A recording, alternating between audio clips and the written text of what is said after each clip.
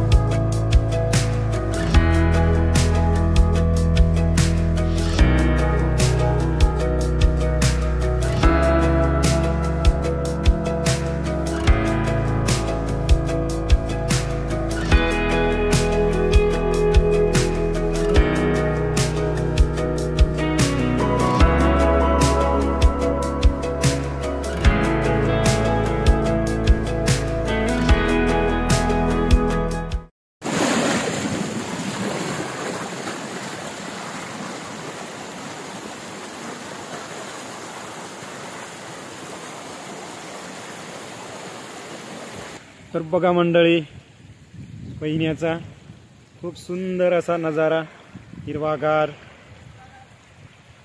तर बघा समोरून आता रमेश येतोय आणि समोर बघा धबधबे कसे छान दिसत आहेत.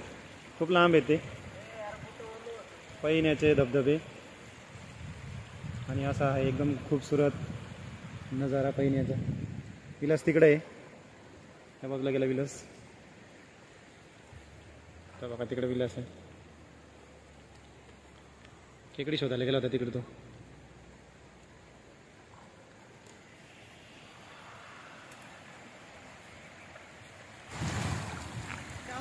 बघा छोटे छोटे असे मस्त झरणे चालू इथे. तर बघा मंडळी, मस्त आम्ही असं बसलो आहे पैण्याला.